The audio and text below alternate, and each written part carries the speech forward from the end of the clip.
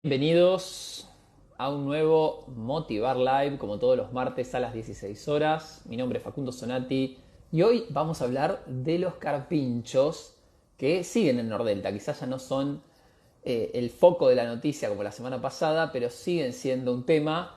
Y a propósito de eso, vamos a estar hablando con Gonzalo Godoy, que es médico veterinario, especialista en animales exóticos. Así que le voy a dar la bienvenida a Gonzalo en este Motivar Live de este último día del mes de agosto.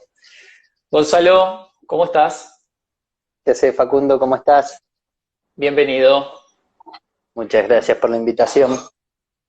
por favor. Siempre es un placer. Yo les estaba contando a los que nos siguen, digamos, desde marzo, cuando arrancamos con estos Motivar Live, todos los martes a las 16 horas tocamos distintas temáticas. Hemos pasado por distintos temas y a propósito, digamos, de lo que ocurrió en las últimas 2 semanas, en los últimos 10 días, con el tema de los carpinchos en Nordelta, que puede ser algo jocoso y divertido, al menos para los que lo tienen que ver desde afuera, se nos ocurrió hablar con un especialista y en ese sentido derribar algunos mitos, tratar de explicar a qué se debe toda esta situación y cómo se los debe de alguna manera tratar, y después sí quizás avanzar a propósito de eso en lo que tiene que ver con el rol del médico veterinario en el cuidado de los animales exóticos o no convencionales, si pensamos en las mascotas clásicas del argentino, que son el perro, el gato.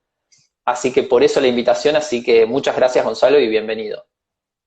Bueno, perfecto. Esperemos a ver, poder disipar esas dudas.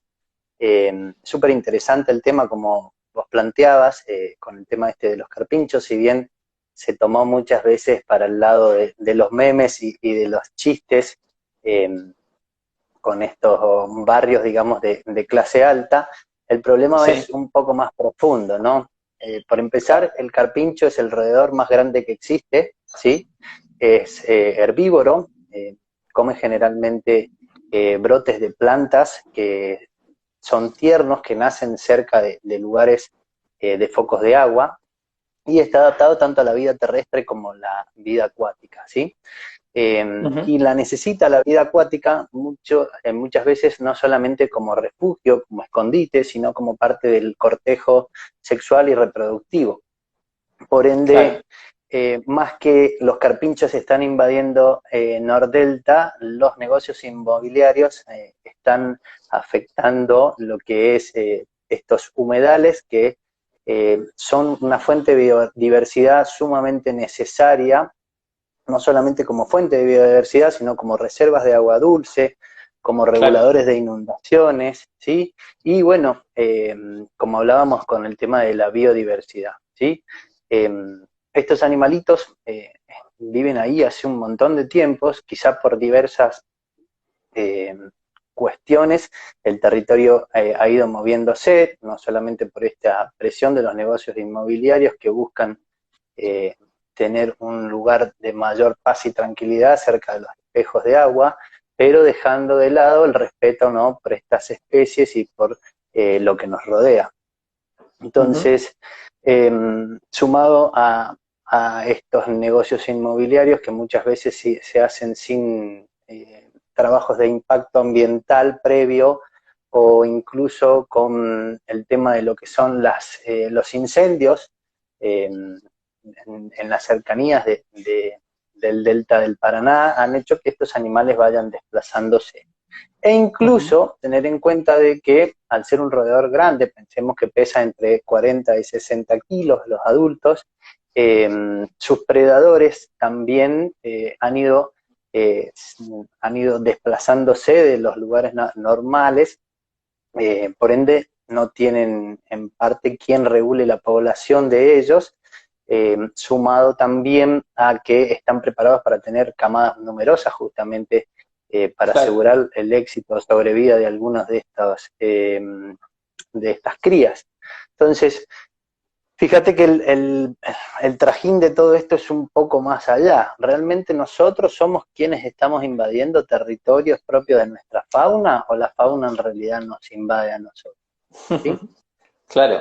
Te lo No, dejo es ahí como interesante picante. porque muy cerquita de Nordelta, de hecho, hay una reserva ecológica muy grande, la reserva Otamendi, que tiene las mismas características, digamos, de ser humedales, y eso obviamente no solo el caso de Nordelta, me imagino todos los countries que se desarrollaron en las últimas 2, 3 décadas sobre todo ese corredor, tiene algún tipo de impacto. Una de las preguntas que me hago también es, ¿por qué ahora, digamos? ¿Esto ya venía sucediendo y no era noticia?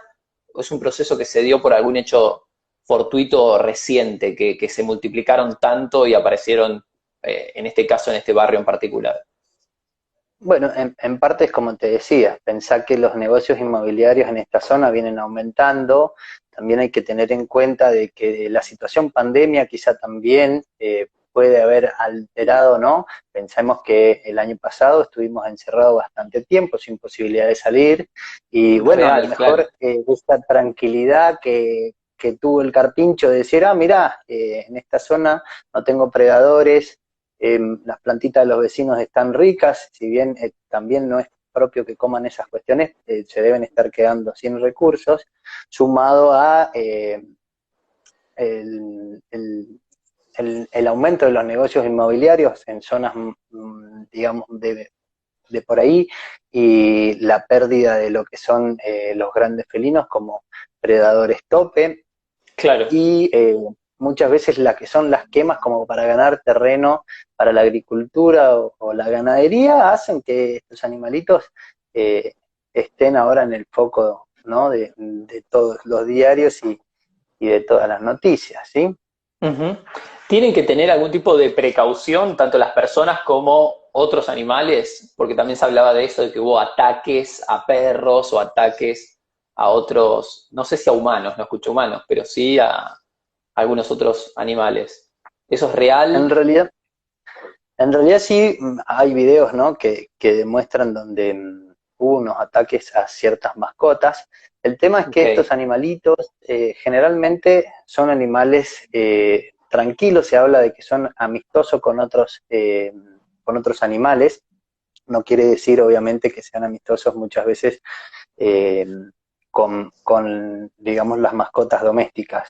Pero bueno, al ir perdiendo muchas veces el miedo al ser humano, estar acostumbrados a pasar por ahí, pueden hacer que haya ciertos encuentros que sí pueden generarnos alguna, algún accidente, ¿no? Pensemos claro. que un animal silvestre debería huir y si no puede, luchar.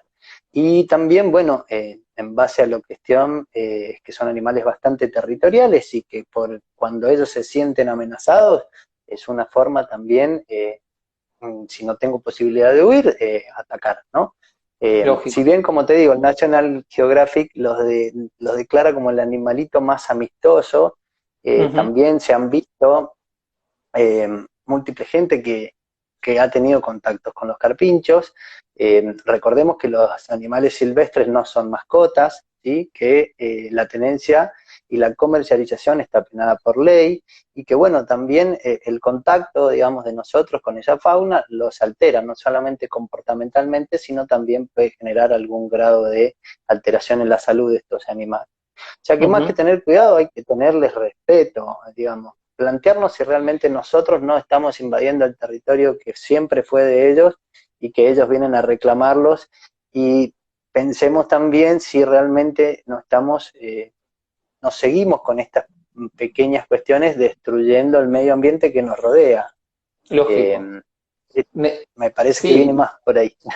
clarísimo, sí, sí, sí, totalmente. Me marcaste vos también cuando te propuse participar de este Motivar Live, el hecho de que no es un animal exótico, sino que es, en todo caso, un animal nativo de esa zona. Eso es así, vale esa aclaración también, digamos. Exacto, sería un animal silvestre autóctono. Silvestre. Ok. Exacto. La definición de animal exótico es que no proviene de la región donde estamos. Por ejemplo, podría ser, por decirte, eh, No, las chinchillas en un- algún momento que las criaban cuando yo era chico. sí, Es medio pasa que hay raro también. algunas chinchillas que tienen distribución en Ah, ok. Sudamérica, entonces hay que tener en cuenta eso. Por ejemplo, quisiera tener uno de estos lagartos gigantes, como un varano, que provienen de otras zonas, y bueno, por ejemplo, África Eso o es un animal Asia, exótico, claro. exacto, eso es un animal exótico. Entonces, esa es en realidad la diferencia. Yo puedo adquirir un animal exótico, sí, siempre y cuando esté capacitado, esté informado sobre los cuidados, pero no puedo tener un animal silvestre, aunque hay algunas reglas que pueden modificarse en base a eso, porque hay criaderos que crían especies autóctonas, los cuales están habilitados para poder comercializar, ¿sí? Pero bajo una legalidad y bajo una selección de esos ejemplares que hace que uno en realidad pueda. Pero el animal que es sacado de su ambiente no es lo ideal, ¿sí? Clarísimo. Entonces, se engloba más que nada animales exóticos a lo que fuera, a lo que sale del perro y el gato, pero si uno va un poquito más allá, hoy hablamos de animales no convencionales, y dentro de esos hablamos animales silvestres y animales exóticos. Silvestres autóctonos, generalmente los que andan por acá, ¿sí? El puma, por ejemplo, ¿sí? Claro, clarísimo. Entonces, en base a eso es como uno va jugando también con el tema de las leyes, que no somos nosotros quienes las hacemos, sino que, bueno, muchas veces nos adaptamos. Pero lo que hay que tener en cuenta que lo que es de la zona, el ambiente, pertenece al ambiente, y muchas veces la domesticación genera problemas no solamente en el individuo que queda como mascota, sino que después incluso el querer reinsertarlo muchas veces puede también poner en riesgo la población autóctona o que está ahí, ¿no es cierto? Por cambios de alimentación, cambios de flora, ¿sí? Y introducción de un montón de enfermedades que pueden generar esos líos, ¿sí? Perfecto, clarísimo eso. Para cerrar un poco el capítulo carpinchos, dos preguntas. Una, desde la óptica del médico veterinario, digamos ustedes, ¿qué solución evalúan en el corto plazo al menos con estas, entre comillas, superpoblación en zonas ahora habitadas o ahora urbanizadas? Y si tuvieron, digamos, o tenés conocimiento de que algún médico veterinario se hizo cargo, digamos, de la situación o al menos lo llamaron como para tener algún tipo de asesoramiento profesional.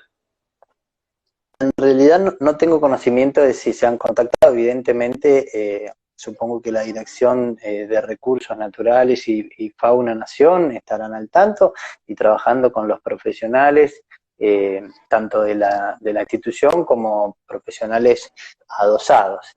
En cuanto al tema de qué se puede hacer, dependiendo también de los problemas, se habla de que hubo algunos accidentes con mascotas, entonces hay que tratar de tener las mascotas bajo el cuidado de uno. Ahora, se me mete el carpincho al patio, y bueno, deberé cerrar mi patio para que el carpincho no me coma las plantas, no tenga contacto con mi mascota, ¿no?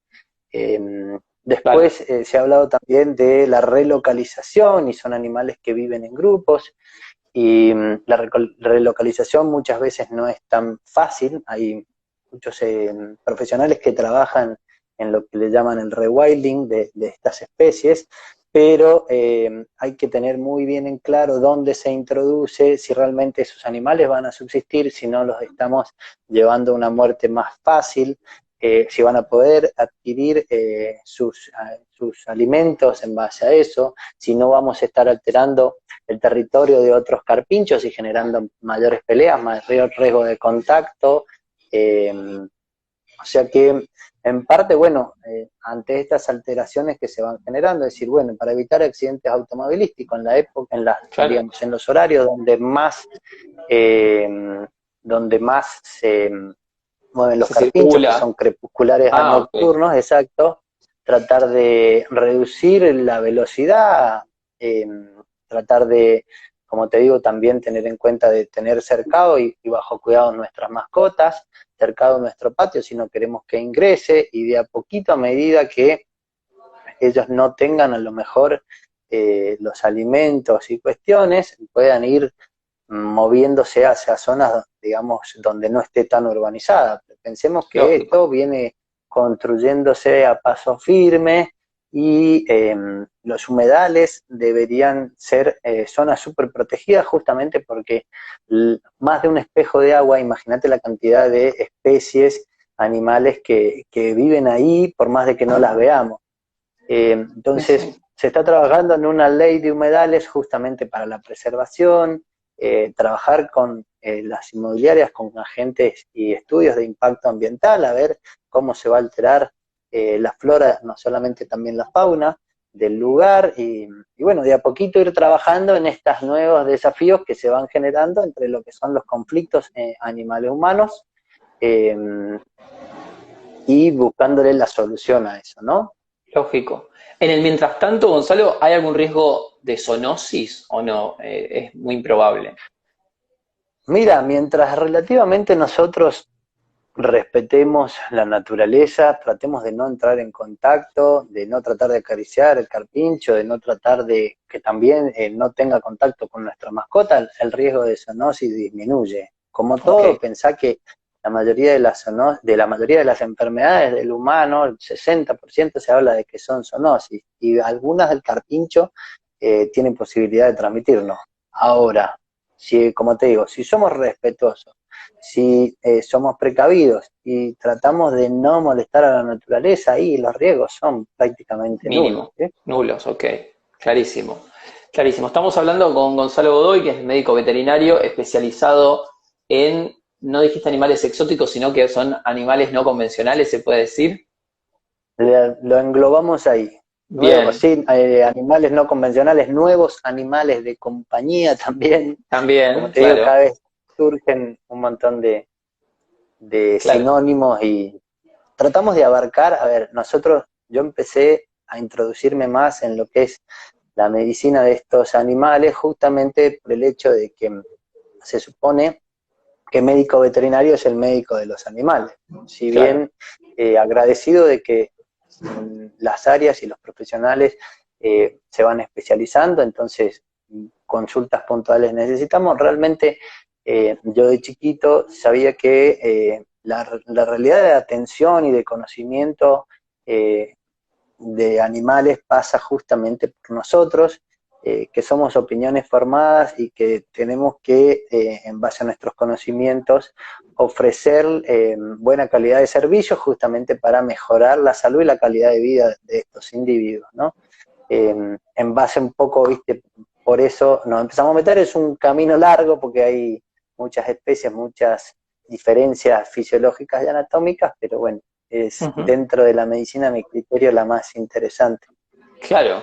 Es difícil A mi aburrirse. sobre gusto, ¿viste cómo es? No, no, pero me imagino que es difícil aburrirse porque debe haber una variedad mucho más amplia de lo que la gente comúnmente cree de mascotas. Yo estuve viendo un poco tu Instagram y la verdad que hay animales que no sabía ni siquiera que eran mascotas o me parecía raro. En ese sentido, ¿qué es lo más común, digamos, dentro de estos animales no convencionales que la gente suele tener en su casa en lo que es la atención diaria, digamos? ¿Qué tipo de animales hoy son los más comunes? Bueno, hoy en día en realidad no está categorizado como animal exótico, pero el conejo casi te diría que es el tercer animal más frecuente en consultas veterinarias, los cobayitos también, pero bueno, en cuanto a hablar un poco de lo que es especies silvestres bajo cautividad, la tortuga de tierra, a mi criterio, es la especie más traficada y la de mayor tenencia en casas.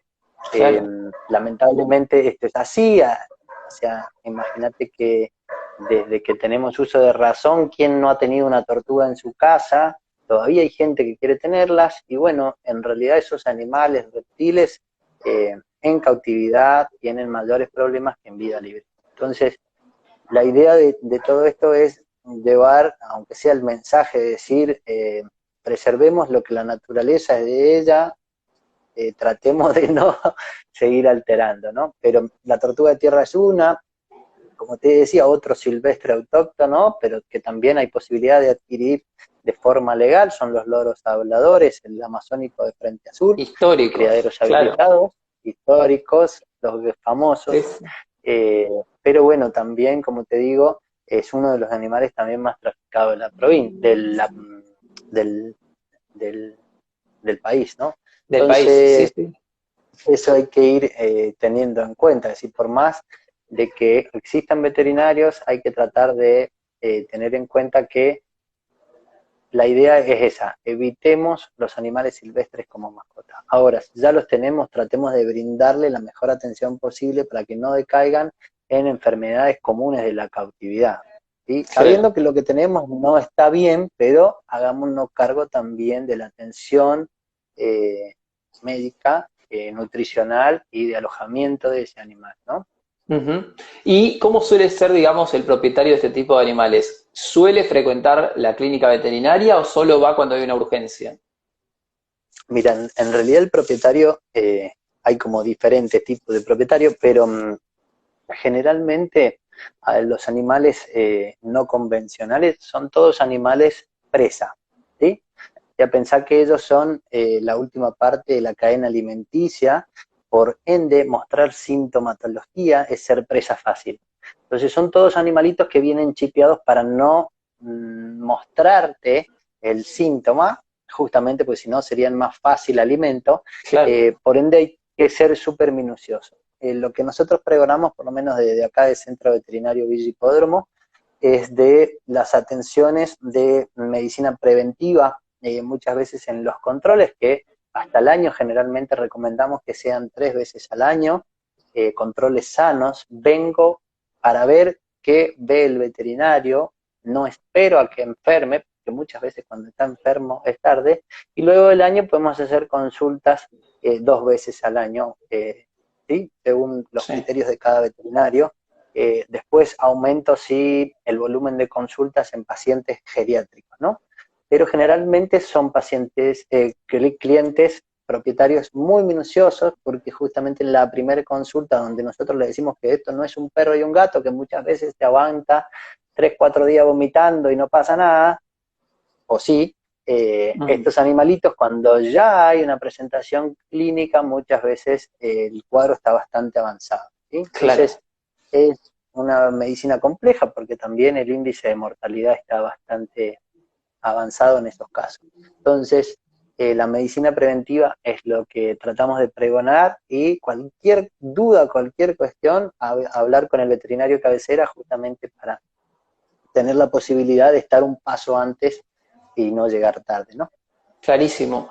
¿Me podés decir, digamos, cuántos médicos veterinarios se dedican especialmente a esto de los animales no convencionales, digamos? En el país Mirá, tenés un dato al menos aproximado. número, eh, no, pero hay varios.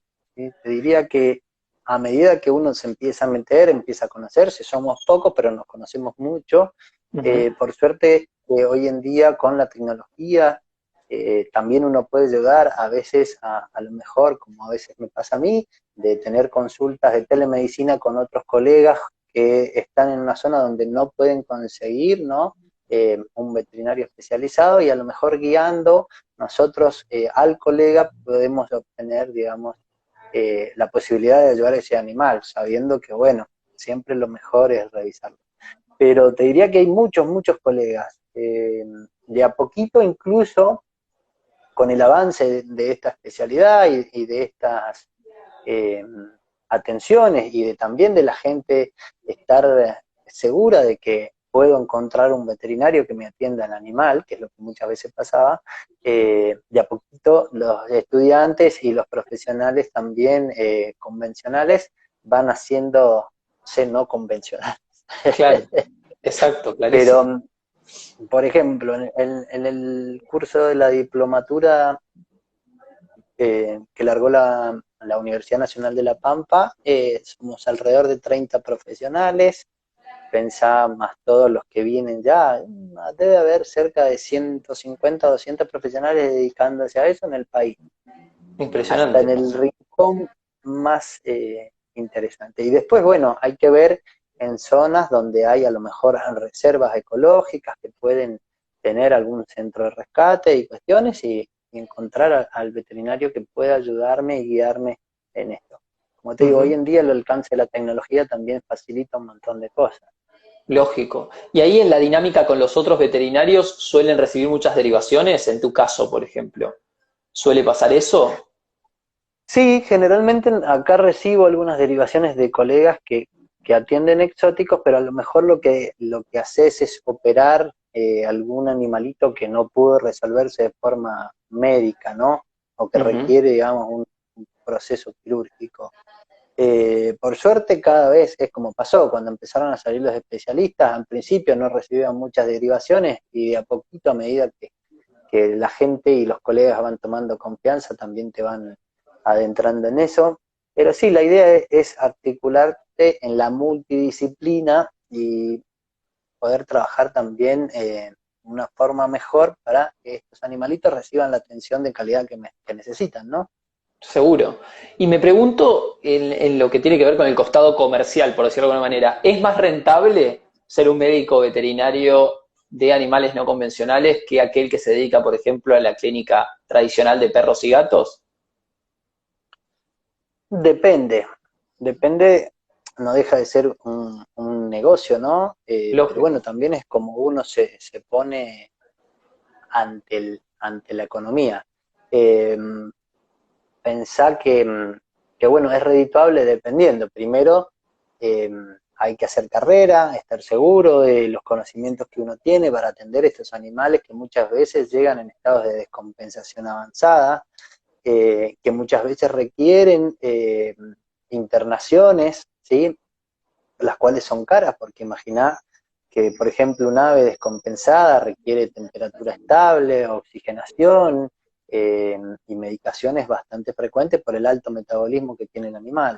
Claro, Rentable es desde el punto de vista de que sí, que uno cobra una consulta especializada y de que el afluente de clientes está, o sea, eh, hay mascotas para atender. A mí siempre me decían de que eso justamente no iba a ser rentable. Yo hoy en día vivo prácticamente de esto, claro. eh, pero bueno, también es parte de una satisfacción personal, es decir, pucha, realmente yo puedo llevar medicina de buena calidad a la mayoría de los animales. Y entonces tenemos eso, ¿viste? Pero sí es rentable, obviamente que requiere un camino de capacitación mucho mayor y que se está permanentemente en constante conocimiento y aprendiendo cosas que les interesan. Pero sí, Claro. es rentable, sí. Ujú. Clarísimo. Pensando un poco en lo que son las atenciones que te toca hacer, quizás me imagino dentro de las urgencias y demás, también habrá llegado alguna vez un animal demasiado extraño o algo que es inusual quizás para el público en general. No sé, yo me imagino serpientes o cosas raras que la gente, o noticias que alguna vez vimos, que tal tenía no sé cuántas serpientes en un departamento o cosas por el estilo, que entiendo que es completamente ilegal, pero vos como médico veterinario tenés que darle una atención a ese animal si es que llega con algún problema, ¿no? En realidad, la tenencia de reptiles, siempre y cuando se haga mediante el canal legal, es legal, Ah, es ¿sí? legal, ok. Uno puede adquirir, obviamente, especies exóticas de criaderos habilitados, eh, pero después hay muchas provincias las cuales tienen eh, colecciones. Por ejemplo, acá hay una colección que tengo el gusto de atender, que es Serpentario Centro Anaconda, una de las colecciones de serpientes más antiguas del país, el cual cuenta con más o menos unos 200 a 300 ejemplares, más Es criadores tremendo. particulares, o sea que hay serpientes en todos lados. A mí particularmente, no sé si te habrás dado cuenta, pero me gustan bastante, más hasta Lambo. Claro. Es uno de los animales más interesantes a mi criterio de atender, mientras más grande mejor, Mm. pero bueno, viste cómo son los gustos. Sí, sí, sí, sí. Lo que sí nos causó gracia, te cuento como anécdota, A ver. una colega que trabajaba en grandes animales, un día me avisa que tenía un paciente para mí, eh, el cual, bueno, venía en una camioneta. Cuando voy a mirar la parte de atrás de la camioneta, era una oveja gigante. Yo trabajo obviamente en zona urbana, o sea que descargar la oveja fue bastante gracioso para los transeúntes, y también trabajo con un laboratorio que es Laboratorio VetLife, el cual está acá en las instalaciones, y bueno, entonces nos tomamos de la cuestión justamente para hacer el chiste de que teníamos que sacarle sangre a un canichito medio raro. Y así Claro. imagínate que hay un montón de anécdotas Me imagino, de claro. animales que uno muchas veces no se da ni cuenta que atiende y que bueno, eh, como te digo, a mi criterio lo mejor de esto es tratar de brindar un servicio de buena calidad a especies que también lo merecen, ¿no? Ujú. Y bueno, también como parte del conocimiento, tratar de también difundir nuestras cuestiones que son normales, nuestras especies naturales, como por ejemplo el carpincho, los cuidados que hay que tener. eh, Eso todo sirve justamente porque el conocimiento es la base de la conservación de todas estas especies. Entonces, creo que eso es lo más interesante, ¿no? Decir, bueno, más allá de los bichos raros que te pueden llegar, hay que estar preparado, ¿sí? Eh, Como fuente de conocimiento, llevar a que la educación ambiental sea parte y que todos conozcamos, ¿no? Del Claro. carpincho, no solamente porque anda paseando por Nordelta, sino por un montón de características, ¿sí? Clarísimo. Ahí, y pensando en ese análisis que haces, ¿crees que en las facultades de medicina veterinaria se concientiza también desde ese punto de vista, más allá de todo lo que es la práctica médica, en todo lo que tiene que ver con la concientización de parte de ustedes que son profesionales hacia el dueño de una mascota, convencional o no, de justamente esto, que tengan conciencia también de que un animal es parte de un ambiente en general? ¿Eso crees que se enseña en las universidades o es más un aprendizaje de cada uno? Mira, en realidad, eh, yo creo que eso está tomando auge ahora con las redes sociales y la posibilidad de varios profesionales ir tomándose el tiempo de educar, ¿no? El tema que, imagínate que es una de las carreras bastante largas que tenemos en medicina veterinaria. Yo me tuve que ir a estudiar a Río Cuarto. En Ujú. Río Cuarto justamente es una universidad nacional, la cual está en una zona rural, lo cual a mí me favorecía por la posibilidad de conocimiento de especies de ganadería incluso, pero pensar que reptiles o, por ejemplo, aves ornamentales, a mí en la universidad nunca se me dio.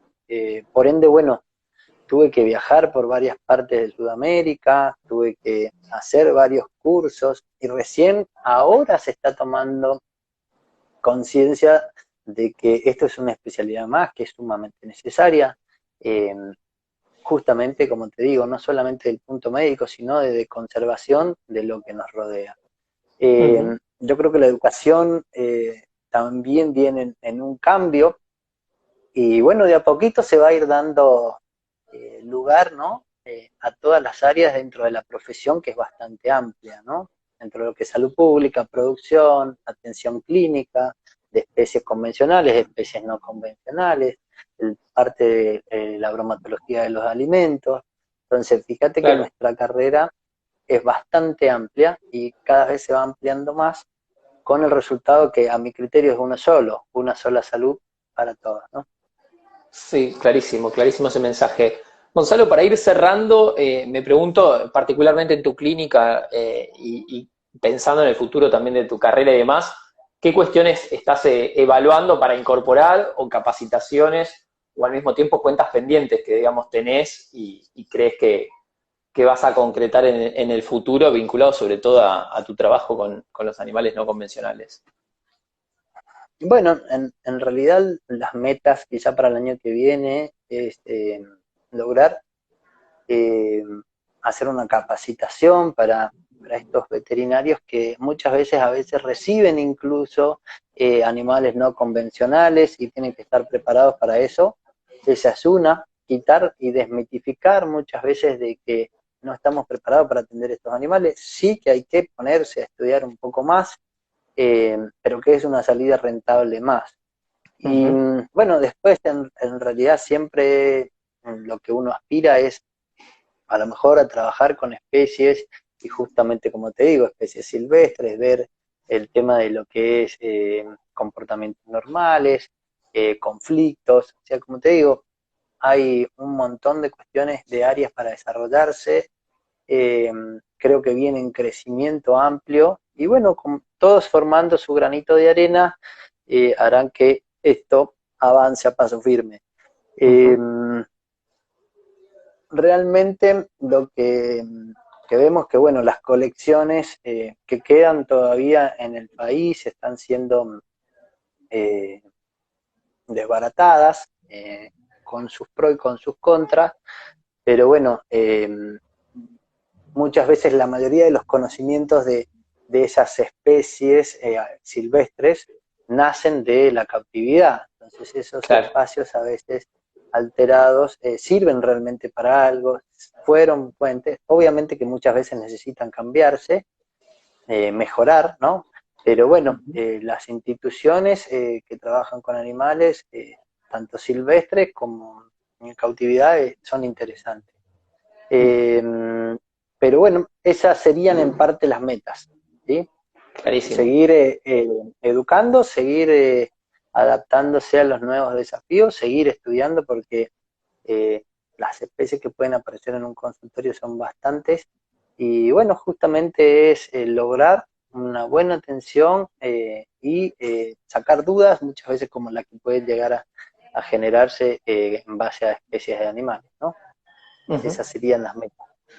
Clarísimo. Gonzalo, muchísimas gracias. La verdad que es súper didáctico y entretenido. Toda la gente que participó, muchas gracias. Y obviamente también lo van a poder ver, como siempre, en Motivar Live. Queda subido en YouTube, en el Instagram. Así que gracias de nuevo por tu tiempo y por todo el conocimiento que compartiste. No, buenísimo, Paco, encantado. Siempre donde puedo llevar un poco los conocimientos que sean útiles, encantado. Y bueno, me resulta bueno que les haya sido interesante. Y bueno, esperemos que los conflictos estos se vayan resolviendo, ¿no? Así es. Muchísimas gracias, Gonzalo.